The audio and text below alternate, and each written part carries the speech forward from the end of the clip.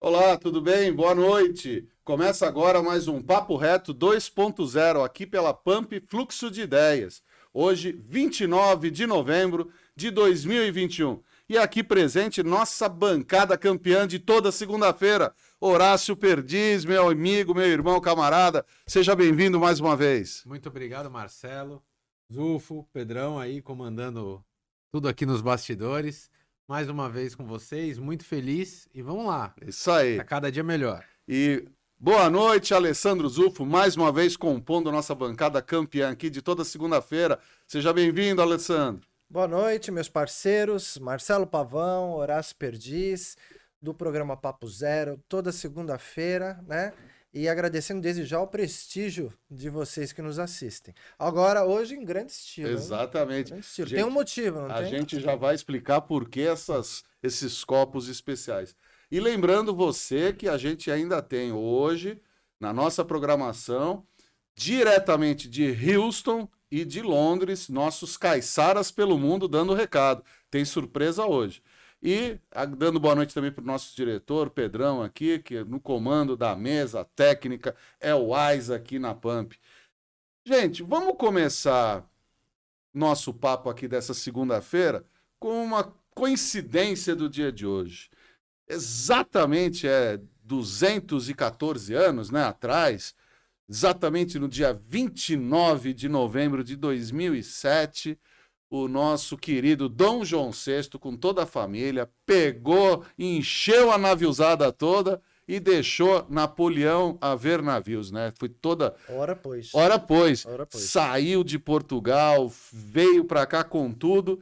E aí o Brasil mudou, né, Horácio? O Brasil começou a realmente pisar com ares de país a partir de então, porque desde 1500 aqui era um verdadeiro quintalzão, né, Horácio?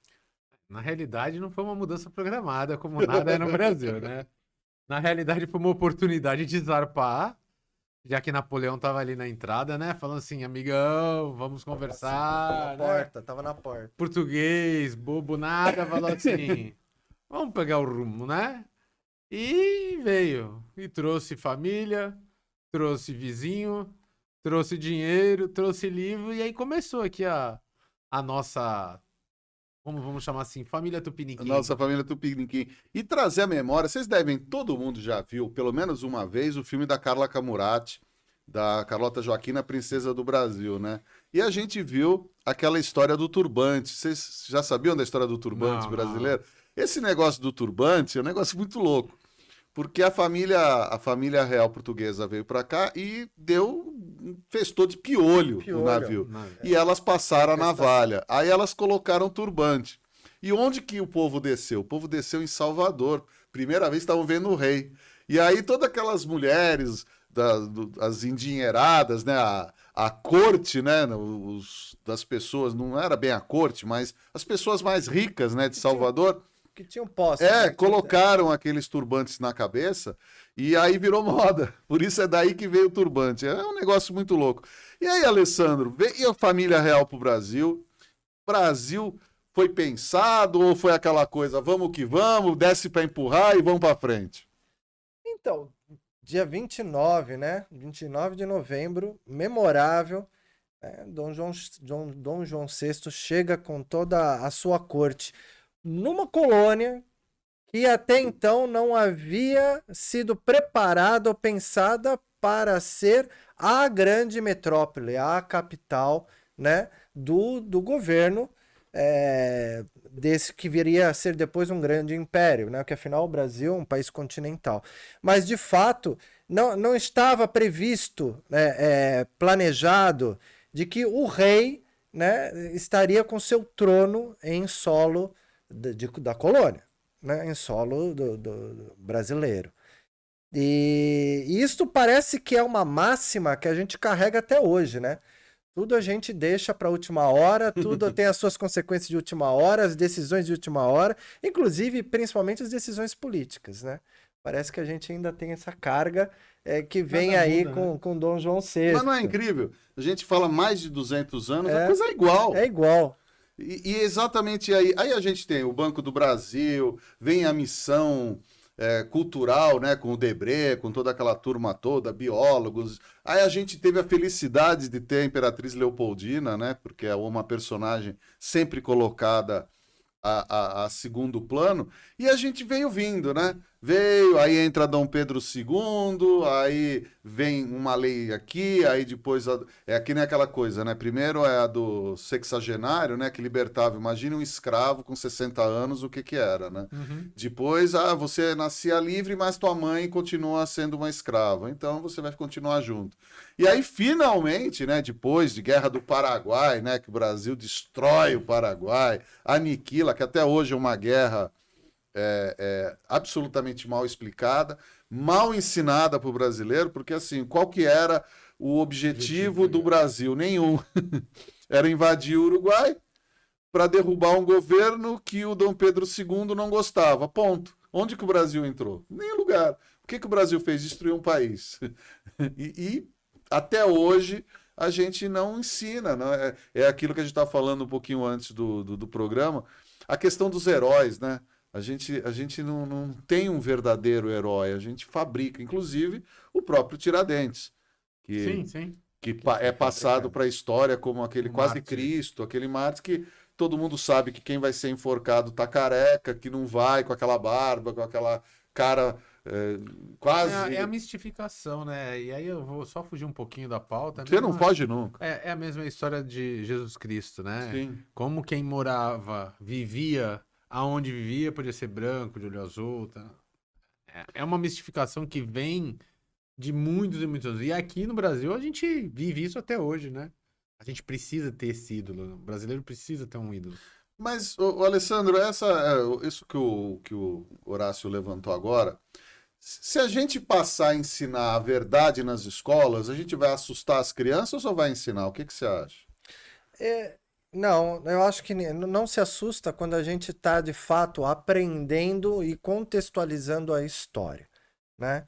Eu acho que a gente fica na escola, se vocês se recordarem, né, dos nossos professores, de como a gente aprendeu a história do Brasil, era sempre no intuito de idolatria, idolatrar Isso. símbolos, né, idolatrar determinadas pessoas que são símbolos da independência ou da república, né? E aí você não conta a história correta de todos os movimentos que vieram antes, de tudo que se conquistou antes para se chegar numa independência do Brasil ou na república, né?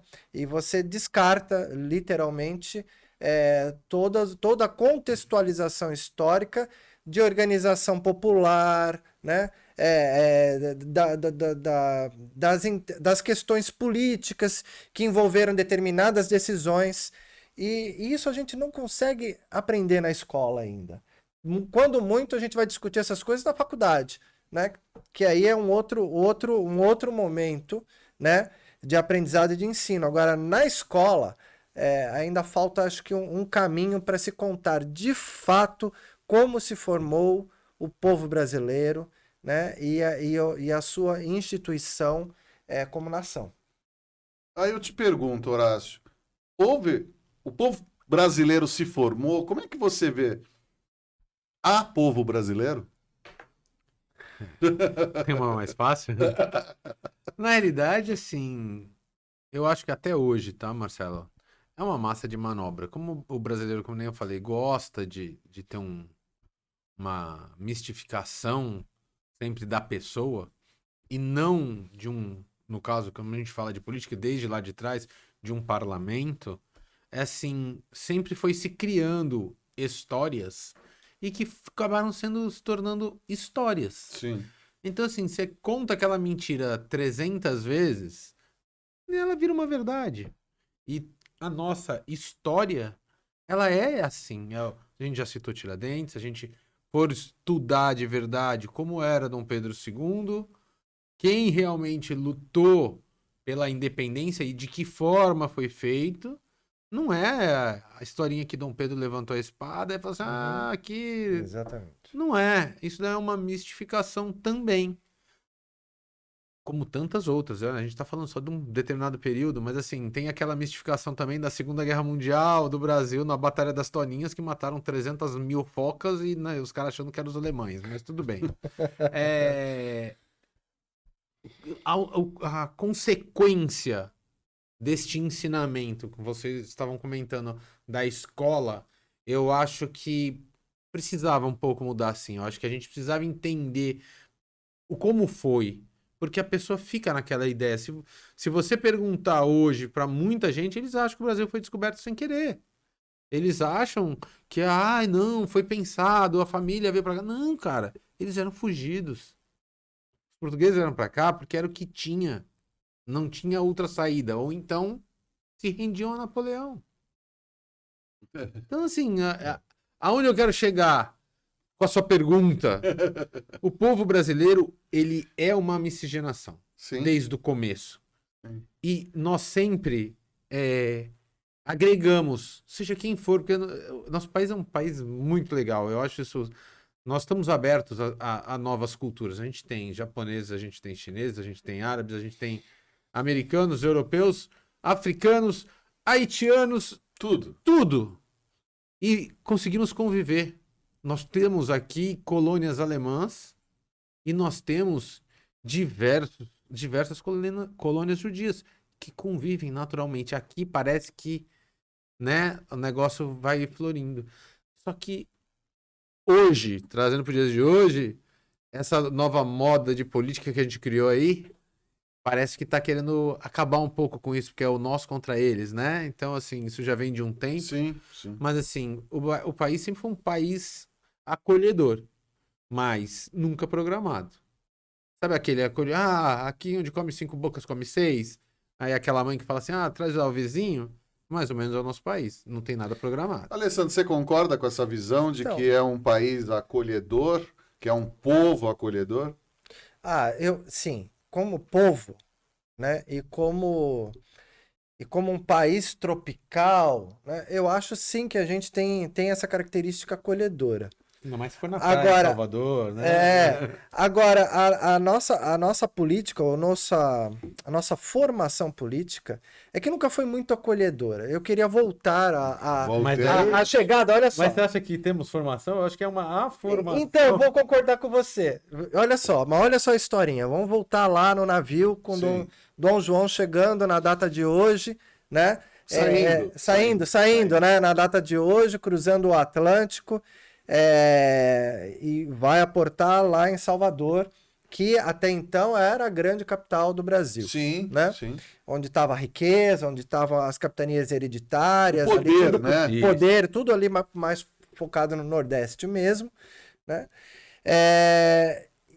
E aí você chega, a família real, né, que sempre explorou o Brasil. A gente sempre pagava as taxas, impostos, mas na verdade o que era? Tudo que era riqueza produzida aqui, male ficava aqui, tudo ia para lá e depois para a Europa, espalhada pela Europa, né? Interesses comerciais, compras, era o que nós chamamos hoje das nossas commodities, né? Na época era cana-de-açúcar, era algodão, tinha algumas culturas, né, que eram produzidas aqui e espalhadas depois pela Europa através de Portugal.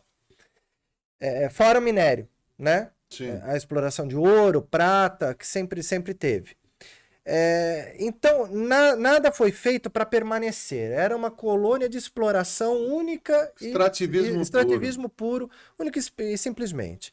Aí vem, puxa, agora a gente vai ter que começar a pensar nisso daqui como um país, uma nação, porque o príncipe regente, né, o regente de Portugal, na verdade, estava implantado aqui, sim, o trono aqui, e aqui passou a se comunicar com o mundo inteiro. Né? Uma das primeiras coisas que ele fez abre-se os portos às nações amigas. Né? E aí vamos comercializar aqui. Aí o que era mandado lá para Portugal e de Portugal comercializado, começou a ser comercializado aqui, taxas aduaneiras aqui, né, no Brasil, e isso começou a desenvolver como nação. Nunca de forma programada, né? mas sempre nesse Olha o atropelo. custo do Brasil aí. Custo Brasil. Depois, Dom João, em determinado momento, teve que voltar. Deixou aqui o jovem príncipe regente Dom Pedro I. Dom Pedro I.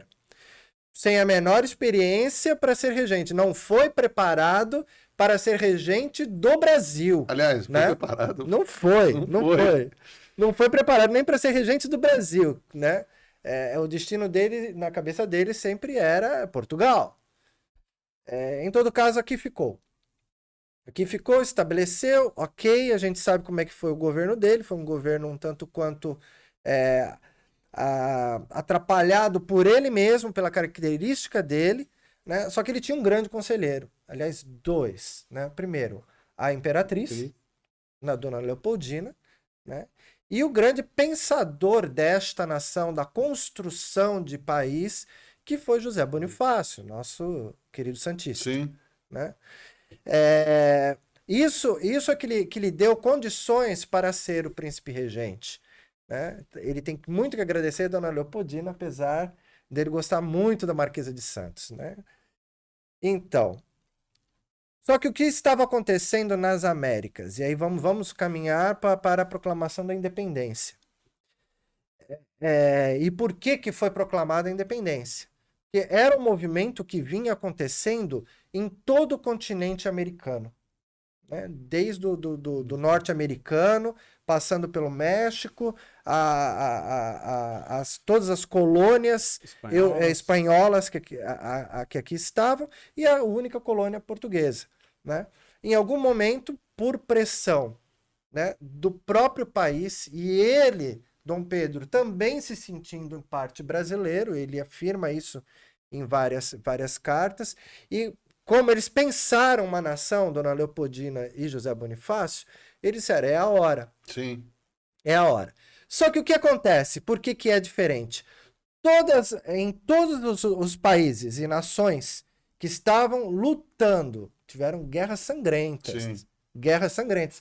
Os americanos, os futuros norte-americanos, né, como nação, tiveram batalhas sangrentas com os ingleses, até conseguirem de fato a sua independência. E mesmo assim levou-se um tempo a ser reconhecido. Aqui, isso não aconteceu de forma diferente, porque lá era mais fácil eles contestarem, ter os movimentos populares, né, e mesmo um posicionamento de guerra. Porque a capital estava longe, estava lá na Europa, tinha um oceano de distância. E as comunicações também, naquele tempo, levavam tempo. Né? Muita coisa acabava sendo decidida ali e até chegar na coroa levava-se um tempo. Aqui não. Era aqui, né? Era aqui. E havia um príncipe regente português aqui. Então, precisava-se ter o ok deste príncipe, uma negociação com o pai, Dom João, que estava lá em Portugal, que falou para ele, ok, então você assume a dívida que está me comendo aqui com os ingleses, e eu deixo você num país independente, né? Peronomútil, porque continuava sendo, né, virou um império brasileiro, mas continuava sendo uma monarquia. E boa parte dos processos de independência que aconteceram em toda a América, nesse mesmo período, já migraram para a República. Para a República. Então, em determinado momento, né, quando aí sim Dom Pedro I tem que deixar o filho dele, vai embora de volta para Portugal, né? Esta criança que fica fica com o centrão, né? Fica com o destino de governar a última monarquia em solo americano. Sim. Né? E com um passivo moral enorme, porque era a questão da escravidão. E aí vamos para Dom Pedro II, que ele levou um tempo enorme. Ele não conseguiu para conseguir, porque aí você acho que você chegou a citar, é uma coisa do perfil dele, ele não tinha um perfil de liderança clara, forte, né? Talvez o pai dele tivesse mais, para se impor contra as oligarquias, contra os senhores dos cafezais, donos de terra, que viviam dos seus negócios a mão de obra escrava. E levou-se um tempo e ele pagou por isso. E teve a Guerra do Paraguai, como você citou, que levou a essa sangria toda, criou um descontentamento com a monarquia por aqueles ex-soldados que voltaram e retornaram e não tiveram subsídios depois da guerra como premiação. Vieram muitos machucados e não sem conseguir trabalhar e não tiveram nenhum apoio do governo. E os militares, né? Sim. Que, inclusive, com relação à Guerra do Paraguai, o imperador Dom Pedro II enalteceu a marinha, né? Às custas, muitas vezes, do próprio sangue do exército brasileiro. Exatamente. Então, o exército brasileiro nunca esqueceu disso, né? E sempre foi a força contrária dentro das Forças Armadas de Dom Pedro II. E aí você tem o embrião da República. Né? E levantar um dado muito importante que o Alessandro trouxe, é que o exército brasileiro era quase nenhum. Não existia praticamente exército brasileiro. Foi capitaneado, né? Aí o Dom Pedro II, né, declarou guerra ao Paraguai e falou, precisamos de um exército. Montar um exército. E aí nós temos a seguinte situação que parece um negócio sensacional. é um negócio louco. Você podia mandar o seu escravo no teu lugar para lutar na guerra. Exatamente. Só que aí você tem o quê? E aí vem o sangue dos paulistas, aqui vem um monte de gente que estava na faculdade de Direito já, que eram os caras que estavam já pensando no futuro, começam a lutar lado a lado com um escravo. E falou, por que você está aqui? Não, porque o meu dono não quis vir e me mandou. E aí você começa a ter a primeira sensação, né, de cidadania. Né? Porque você tem o filho do rico com o filho do pobre, ali, ou com um escravo, né? Que não era nem considerado já começa pessoa. o jeitinho brasileiro, né? Exato. E é aí que a gente vai avançando. Esse que é o problema, Horácio. Que o Alessandro falou, essa coisa, a gente não foi pensado. Quer dizer, não é por acaso que hoje a gente vive esse Brasil homofóbico, racista, preconceituoso. Não é por acaso, né, Horácio? É porque é tão... Como é que eu vou me expressar assim? Hoje a gente conversa a respeito disso, né, Marcelo? A gente conversa? Assim, num nível já um pouquinho melhor. E a gente encontra muita barreira. Isso, muita barreira. Quando que devia ser uma coisa normal, né? Se tratar. Mas assim, se a gente for lembrar do nosso ginásio, essa história nunca foi comentada. Exato. Né? Mas é esse que é o ponto. Era o normal. A gente está falando, nós estamos a menos de um ano de uma eleição presidencial que a gente discute há vários anos. E a gente não está aqui fazendo juízo se o Bolsonaro é bom, se é ruim, se é o Lula, se é o Moro, se é o Ciro Gomes, quem quer que seja. Fato é que se discute abertamente. Cabo Daciolo anunciou que será. Cabo Daciolo. A gente discute abertamente questões que há alguns anos, né? Por exemplo, hoje eu não tenho vergonha nenhuma de falar que eu sei a escalação do STF e não sei a escalação da Seleção Brasileira de Futebol. Há 20 anos... Era o contrário. Era absolutamente o contrário. Eu vejo como uma evolução da sociedade. Não sabiam nem o que era. Entendeu? Eu vejo como uma evolução da sociedade. Mas eu não vejo a discussão dos assuntos. Eu vejo muita gente ainda falar em ameaça comunista, como também da direita conservadora. Como se tudo que fosse conservador fosse de direita e tudo que fosse ruim fosse de esquerda. Ou vice-versa. Quer dizer, não se discute teoria. Eu não vejo discussão de teoria política. Eu não vejo uma discussão do que é certo. Porque, assim, posso estar enganado.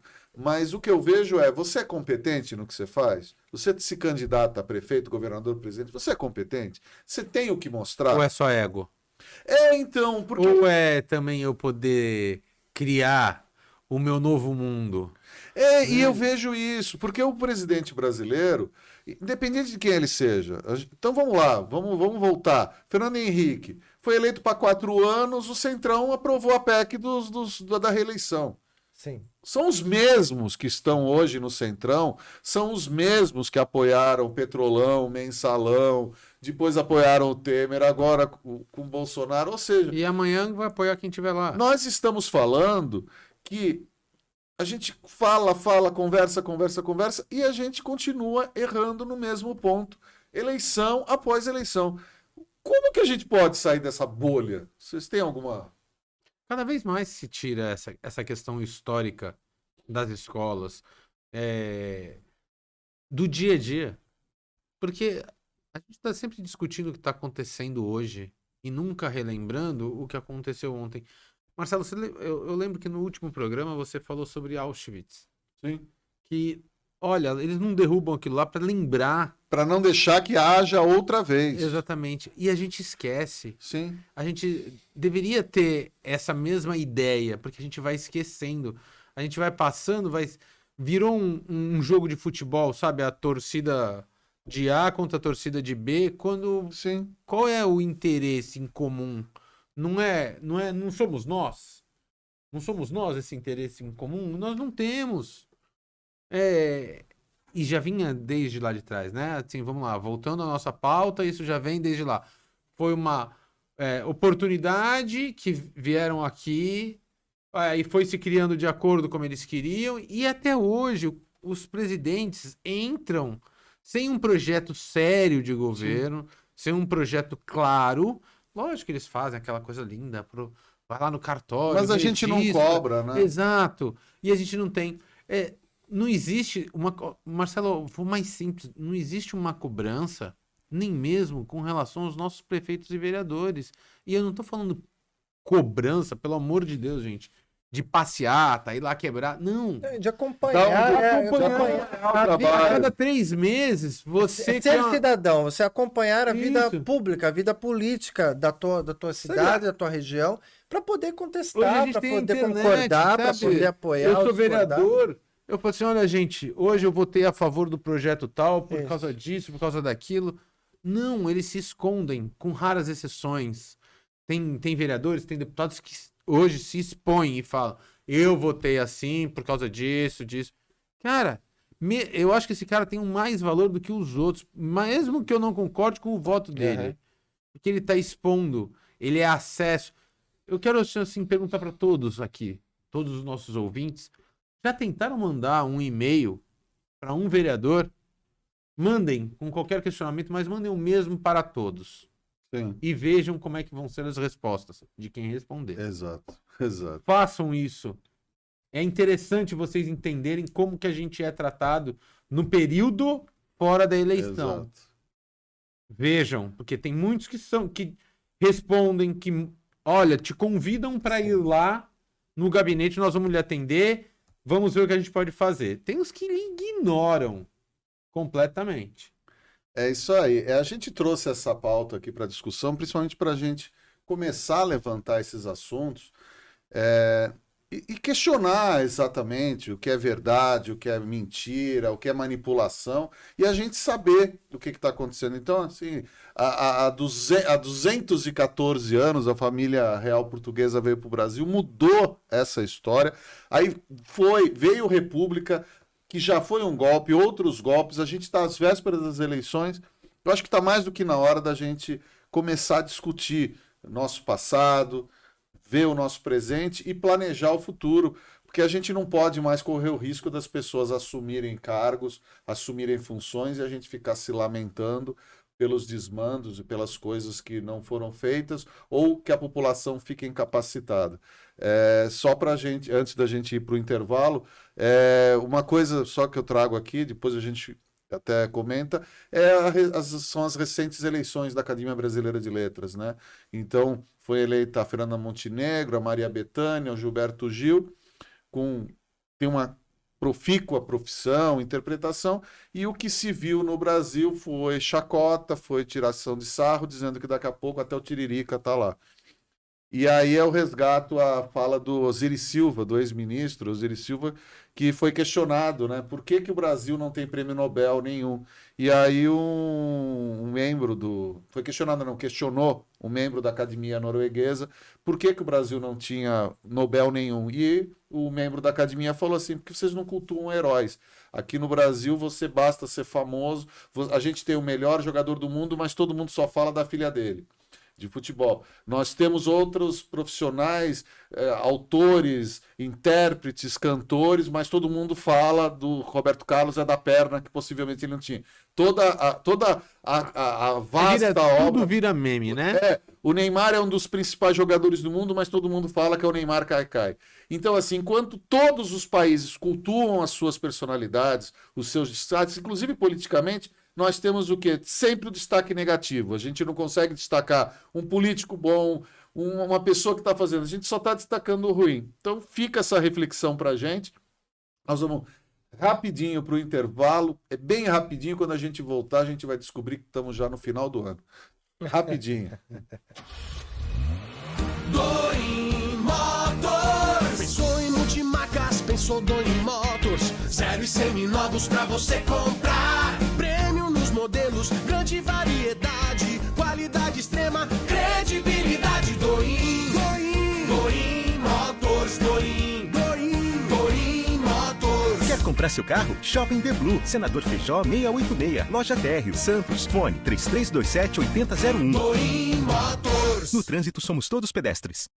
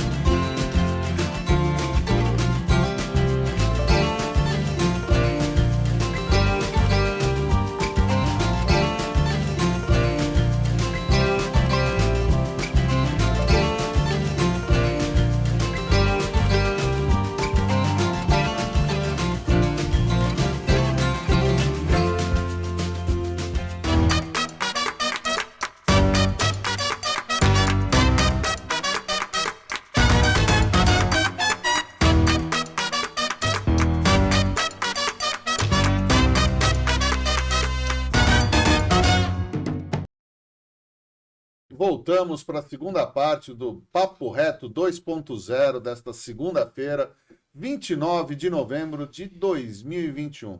Aqui com a nossa bancada campeã, Alessandro Zuffe, Horácio Perdiz e já nossos caiçaras pelo mundo. E eu quero começar agora com o Alessandro, fazendo a gente lembrando aqui, que nem as redes sociais tem aquela coisa, né? TBT, lembrança tal. Eu me lembro... Aquela coisa, eu me lembro. Em 2019, o ano foi horrível, né? Todo mundo reclamou, foi um ano pesado. E aí o pessoal chegava no final do ano e falava assim: gente, vai chegar 2020, vai ser muito melhor. Chegou 2020, pandemia, tudo que aconteceu. Chegou 2021, pandemia, tudo que a gente está vivendo. Estamos começando a ver uma luzinha no final do túnel. Mas tudo que a gente quer agora é 2023, pulando 2022, Alessandro, como é que a gente vê? Estamos já quase às portas de dezembro de 2021. Vai lá, mãe Diná, me conte como é que será o nosso próximo. O que você acha que vai rolar em 2023? Vamos pular de 2022. Eu não sei, engraçado, né? As pessoas indo para 2019, né? Aquele dezembro de 2019, já indo para a virada do ano, aquela sensação de, puxa, graças a Deus acabou 2019, que 2020 seja um ano muito melhor, porque eu não aguento mais 2019. Eu ouvi muito disso. Particularmente, para mim, 2019 não foi um ano ruim. Na verdade, se eu for comparar esse período né, que a gente viveu depois, foi um ano muito bom. Só que aí veio a sensação da pandemia, né? Veio a pandemia, 2020 pegou todo mundo de surpresa e nossa noção, inclusive, de tempo mudou bastante. Eu acho que nós arrastamos 2020, eu tinha a sensação, eu falava ao longo do ano todo, 2020 ainda não acabou, né? A gente via as pessoas morrendo, a gente via as notícias de amigos e pessoas conhecidas falecendo por causa da Covid. Eu falava, cara, chegava de setembro de 2020, ainda tinha conhecido falecendo. Eu falava, cara, 2020 ainda não acabou.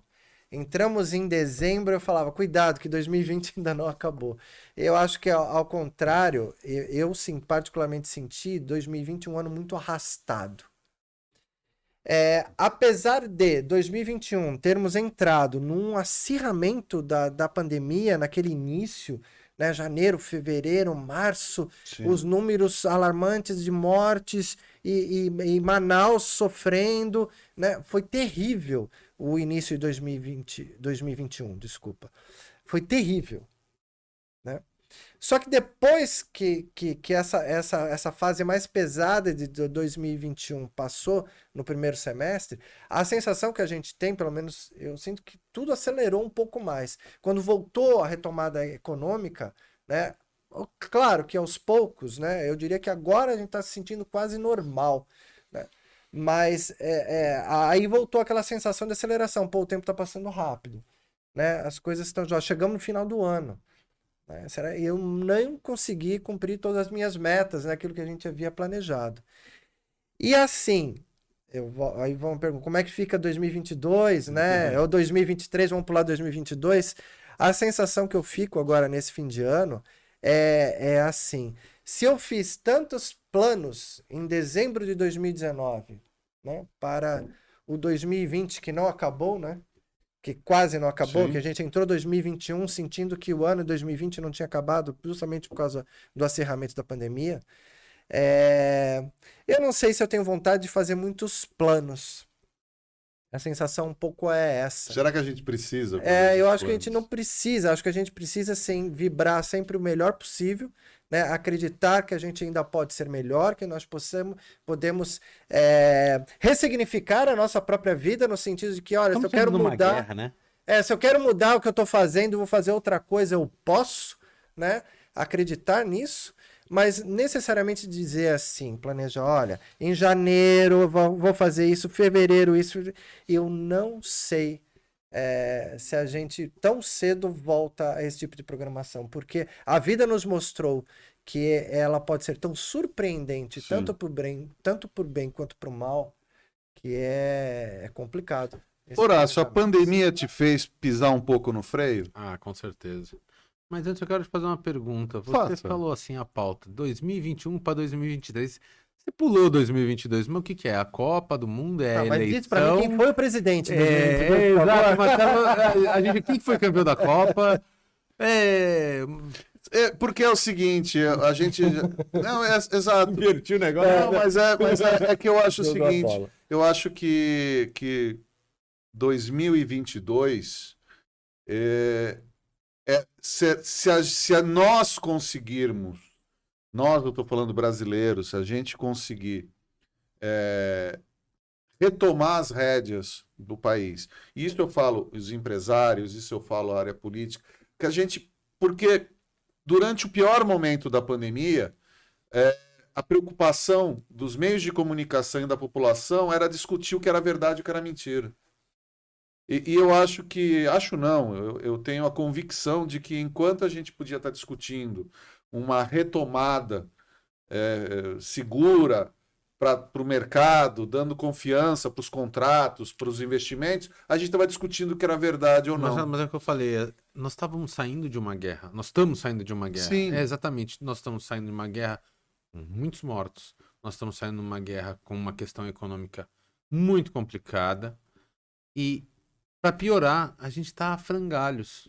Sim, Horácio, Então, mas... assim, eu entendi onde você quer falar, o que você está falando, mas eu quero dizer assim, para variar mais uma vez, a gente não tem um estudo por isso que eu talvez acho que você tenha falado isso sobre 2022, porque nós vamos sofrer 2022. Sim, eu não tenho dúvida Ainda disso. mais num ano eleitoral que vai ser um inferno, nós vamos sofrer 2022. 2023 é que talvez venha a ser econômico. e o importante disso também, não só o presente, não é daqui 10 anos, 15 anos, como é que isso daqui vai fazer parte da história? Isso vai ser um divisor de águas. Sim.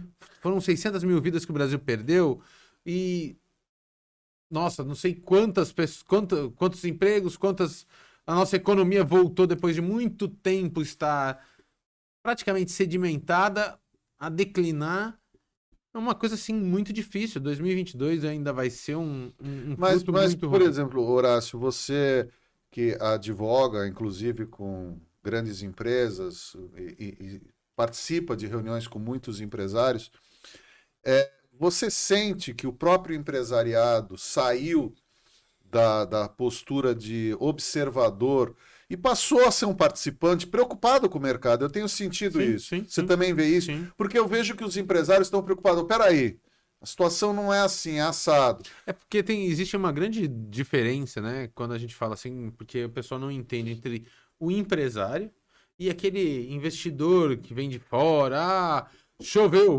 todo mundo embora. Não, não é. O empresário, a grande parte dos empresários querem investir. Lógico que eles vão ganhar dinheiro com isso, é óbvio. Mas assim, para nós é importante, porque é mais trabalho, é mais emprego. Uma mão vai lavando a outra, né? Lógico que tem que estar sempre limitando a situação. Mas assim, grande maioria, você vê o pessoal tentando investir e trazer de volta o que se perdeu na pandemia. Sim. Então, se você for andar pelo comércio, você começa a perceber já uma movimentação diferente, algumas mudanças. Existem, lógico, mudanças técnicas, vamos chamar assim. Hoje a internet é o grande filão e quem não está utilizando, principalmente no comércio e na prestação de serviço, vai perder um Vai grande ficar pra trás. nicho e vai ficar para trás. Assim, eu acho que esses empresários, não estou falando dos mega empresários, esses empresários que lutam ali no dia a dia, que vêm trazendo, eles estão com a fé e vão retomar. Só que a gente precisa de uma ajuda também, né? Mas Que envolve muita coisa, não- além da fé, da vontade, do suor, do trabalho, não só do empresário, como do trabalhador. Precisa de mais um pouquinho, Mas né? é importante que as pessoas discutam o Brasil. É importante que as pessoas falem dos problemas para chegar a alguma solução. É aquela tal história. Não importa, né, se você vota nesse ou naquele candidato, nessa ou naquela. O importante é que você vote sabendo quem você vota, por que votou, qual é a proposta, qual é o partido, quem está junto, o que vai fazer, para que a gente não caia mais naquelas histórias de acreditar muito mais. E aqui eu não estou falando Não discute pauta, né? de- Não pessoa, né? eu não estou falando necessariamente do Bolsonaro, ou do Lula, ou do Fernando Henrique, eu estou falando de todos, da Dilma. Eu falo o seguinte, que a gente precisa não mais acreditar em Salvador da Pátria, né? Que vai chegar alguém com uma varinha mágica e falou, vou consertar tudo. Não, ninguém faz nada sozinho. Eu acho que a gente aprendeu da pior forma possível, né? De que se a gente aposta todas as fichas num único cavalo, vamos colocar assim, a gente está correndo o risco de perder tudo. Sim. Então é muito importante que a gente discuta exatamente onde a gente quer chegar. E aí, gente, eu vou trazer uma pauta aqui, que aí a gente vai participar com os nossos caiçaras do mundo, que é o seguinte. Veja aí, a Embraer vai fazer uma parceria com a marca Senna para desenvolver um carro voador. Então a gente já está falando em um carro voador com a marca do Ayrton Senna, produzido pela Embraer. Então a gente está num mundo que, se a gente começa a falar que existem milhões de brasileiros que ou não comem ou não vivem sequer como seres humanos, e a gente está falando que a humanidade já chegou no nível de carro voador, de tecnologia, tá? Vamos conhecer um pouco do que está sendo feito no mundo que a gente pode trazer? Eu quero chamar primeiro a nossa caiçara Camila Lopes, direto de Londres. Ela vai trazer assim coisas que a gente já poderia ter aqui no Brasil de muito tempo. Mas vamos conhecer um pouquinho de Londres. Fala aí, Camila. Olá, pessoal. Boa noite a todos aí da bancada. Hoje eu tô aqui na Terra da Rainha mais uma vez para mostrar uma coisa que é um pouquinho diferente aqui na Inglaterra, daí do Brasil, que é uma faixa de pedestre de livre travessia, se a gente pode dizer assim, né? Ela é um pouco diferente dessas faixas de pedestre que a gente está acostumados aí no Brasil, que você aperta o sinal, né? Aguarda ali abrir o semáforo de pedestres e aí você atravessa, né? Ela funciona um pouco parecida com a faixa viva que a gente tem aí em Santos, mas o funcionamento dela, na verdade, é bem diferente, né? A ideia é similar, mas a funcionalidade é outra, né? Então eu vou levar vocês aqui pra rua e vou mostrar pra vocês como que funciona essa faixa de pedestre. Então uma coisa bem comum aqui é você encontrar essas faixas de pedestres com esses sinais aqui dos dois lados, com essa bolinha amarela. À noite essa bolinha fica iluminada. E o que isso significa? Significa que é travessia livre para os pedestres, ou seja, todos os carros são obrigados a parar, não importa o tráfego que esteja, eles são obrigados. Ó, é assim que funciona. A pessoa entrou na faixa de pedestre e os carros são obrigados a parar. Esses daqui temos espalhados pela cidade inteira e é bem fácil. Se eu me aproximar muito da faixa, os carros já vão parar, então eu tô aqui um pouquinho mais afastada para poder filmar para vocês. É claro que é uma coisa bem comum já aqui, essa civilidade maior, né, da população em respeitar os pedestres, em já parar normalmente, mesmo sem a faixa, os carros têm o costume, ó, estão aqui, ó, tá vendo? Tem o costume de parar antes do pedestre, pro pedestre poder atravessar, mas quando existe esse poste aqui, a preferência é 100% do pedestre, tá? Nos outros, claro que eles aguardam o fechamento do semáforo aí, mas é uma coisa bem comum aqui, não importa o tráfego que estiver, pode estar muito trânsito ou pouco trânsito, esses semáforos são sempre de preferências do pedestre, ó, o ônibus parando aqui, ó, pra senhorinha atravessar. Então é uma coisa bem interessante por aqui e muita gente estranha quando chega, sair andando direto aqui pela faixa sem nem esperar os carros, né, que estão vindo pararem. E aí, pessoal, o que vocês acharam? Acho que não tem mesmo, né, nada similar no Brasil. A ideia da faixa viva é bem similar à ideia dessas faixas de pedestre, né? Mas ter o sinal ali de que aquela faixa é utilizada para aquele fim, eu acho que facilita bastante, ao invés da pessoa ter que ali parar, colocar a mão, aguardar os carros, né? Visualmente ali dificulta bastante, eu acho que para o motorista e para o próprio pedestre, né? Se sentir seguro ali nessas faixas, eu acho que seria uma coisa bem interessante para ser implantada por aí. O que vocês acham? Me contem aí, pessoal. Uma boa noite a todos e até semana que vem. Valeu, Camila. Muito obrigado. E aí, Horácio, você viu? Uma questão simples. Aqui em Santos daria certo isso? Por que não? É só uma questão de educação, né? É tão simples. A ideia é que o pedestre tenha preferência, né? Sim. Mesmo porque tá a pé. Quando você ir de carro, você vai sempre chegar mais rápido, né? E é simples. É educação e respeito ao próximo. Agora, se vai dar certo, isso depende muito de nós. Sim. Isso não tem a ver muito com o governo, né? Implementar seria fácil, mas seríamos nós. Aqui a gente tem eu não lembro agora que você estica a mão. É a faixa A faixa viva, que a Camila né? falou isso. Sim, eu já vi muitas vezes a pessoa esticar a mão, o cara passar, buzinar e ainda xingar. Eu não sou táxi, entendeu? O cara faz isso, assim. Então, assim, é muito simples. Esse é um ponto que também já vem desde muitos tempos, que, assim, respeito, educação. E aí, Alessandro? Então, é óbvio que tem a questão cultural também fortíssima envolvida, mas nós estamos falando de construção de nação, etc. E planejamento.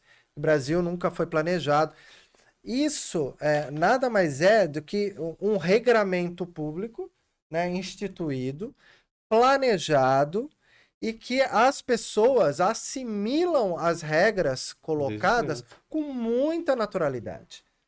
Quando a gente fala de smart cities, né, cidades inteligentes e pautadas por tecnologias, a tecnologia não é aquilo muito necessariamente muito elaborado ou complicado, né, que envolva chips, não precisa ter nada tecnológico, inclusive. Tecnologia é qualquer ferramenta ou instrumento que lhe auxilia. Uma alavanca é uma tecnologia. Sim. Né? A roda é tecnologia. Então, assim, qualquer coisa que te auxilie a fazer um trabalho ou auxilie a organizar, no caso, a via pública. Né? Então, simplesmente a instalação de postes iluminados, com uma iluminação específica em dizendo que aquilo ali é faixa de pedestre, né? Sinalizando a preferência. E isso ninguém questiona. Não tem ninguém brigando. Não, eu sou contra. Não, eu vou ser contra. Eu vou passar por cima se passar na minha frente. Porque isso é o que acontece no Brasil. Sempre vai ter um pessoal raivoso contra qualquer coisa que a gente estabeleça como uma regra de organização da sociedade. Exatamente. É a tal história. É educação, educação, educação, que a gente vai para o futuro. E agora nós vamos chamar o nosso outro caiçara que está pelo mundo, o Wilson, direto de Houston, nos Estados Unidos. Fala aí, meu amigo.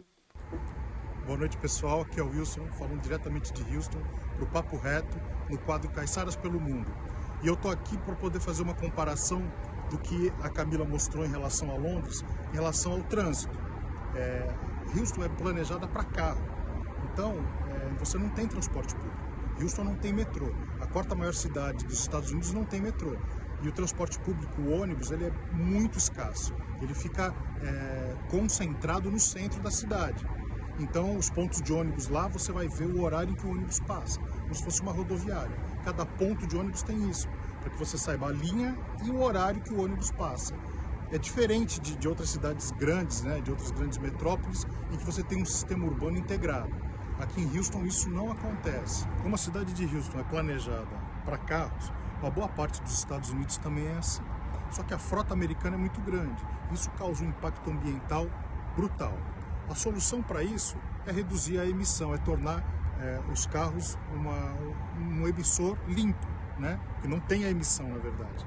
E para isso, na última quarta-feira, o Joe Biden anunciou um investimento de 174 bilhões de dólares para que ele possa fazer a eletrificação da frota americana. A meta é que até 2030, 50% da frota dos carros sejam elétricos. Para isso, a General Motors e a Ford estão investindo muito forte. Só para você ter uma ideia, a General Motors investiu em Detroit, numa fábrica lá, 2,2 bilhões de dólares para construir exclusivamente carros elétricos. Isso vai trazer um impacto enorme, porque está gerando 2 mil empregos locais, né? Sem contar os empregos que vão ser gerados de forma indireta. Dentro desse plano de incentivo que o Joe Biden assinou na última quarta-feira, inclui também incentivo fiscal e inclui a criação de postos de abastecimento como esses aqui atrás de mim. Eles querem espalhar 500 mil postos como esse por todos os Estados Unidos. É bastante, porque só em Houston nós temos 800 postos como esse, sendo que 50 o abastecimento é de graça. Bom, eu tive que dirigir até aqui 20 minutos para poder encontrar da minha casa um posto igual a esse. Então vai precisar realmente espalhar a questão dos postos por todos os Estados Unidos. E o Brasil? Está pensando como? Está planejando alguma coisa nesse sentido? Bom, a solução fica aí para vocês da mesa. Um abraço. Wilson, Caiçaras pelo Mundo. Um abraço. Aqui o papo é reto. Um abraço. E aí, Alessandro? Quanto estão pensando na matriz? Nós já vamos produzir carro voador. Estamos com a tecnologia de ponta, mas ainda na história do combustível, gasolina, o petróleo, o né? petróleo fóssil, né? altamente poluente. E aí, a gente está olhando para frente, para o lado ou para trás? Nossa, acho que a gente já está anos-luz. Assim, pegando a deixa, né, do Ayrton Senna, do carro voador com a marca Senna, né, que eu acho que vai ser maravilhoso. Que é um protótipo pautado nos drones, inclusive, sim, né? Sim. Ele, na verdade, tem uma característica mais de drone do que de carro, necessariamente. Eu vi o protótipo. Mas, quando a gente pensa em cidades, voltando a falar das cidades inteligentes, das smart cities, né? E num futuro próximo, não dá mais para a gente conviver com o tipo de combustível fóssil poluente como é a matriz brasileira, e que nós ainda estamos distantes disso.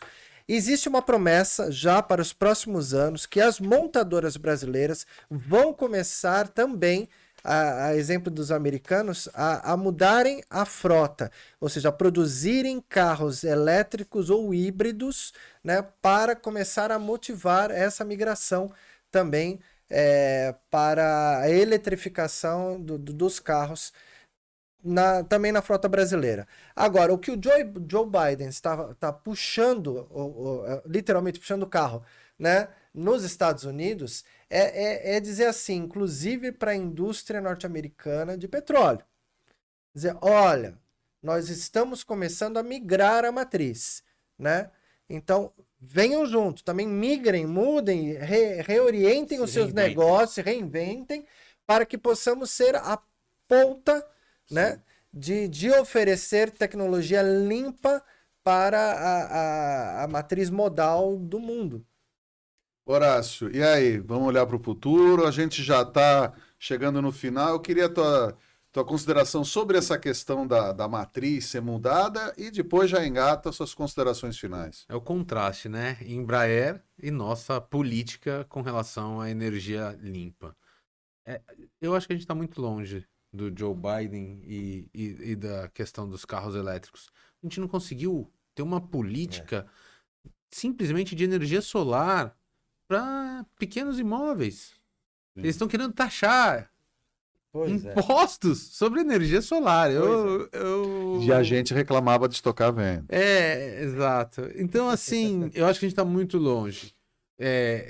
Além de uma necessidade do mundo com relação à emissão de gases, você já imaginou como você vai baratear o transporte? Exatamente.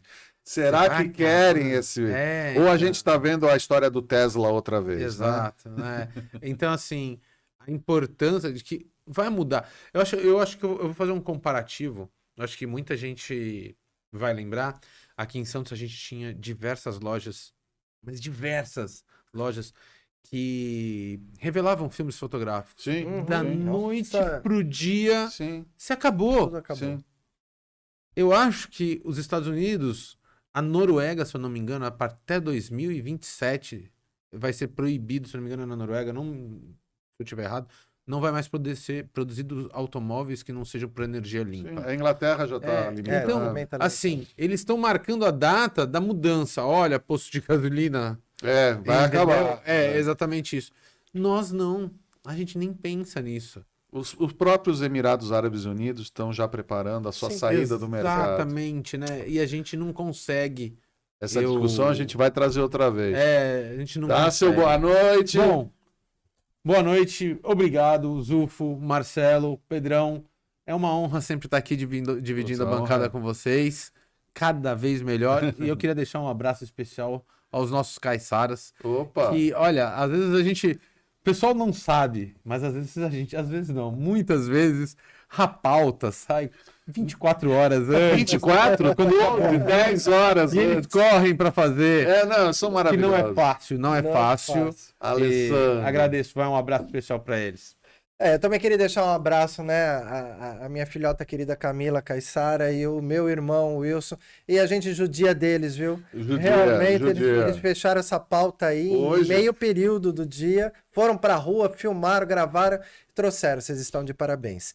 Eu quero deixar meu boa noite para todos, agradecendo Marcelo Pavão, Horácio Perdiz, sempre por essa bancada maravilhosa, e deixando uma palavra de esperança. Nós falamos de construção de nação, falamos de Dom João, que veio aqui para o Brasil, e de alguma forma a gente malhou, né, como essa nação foi construída. Só que nós temos apenas 521 anos, né, de constituição de nação e de construção de nação, né, em comparação com outros países europeus que têm mais de 2.000 anos de existência como nação. Então, assim, nós estamos no caminho. Eu ainda acredito que esse país vai ser ainda uma grande nação, ainda vai dar exemplo ao mundo.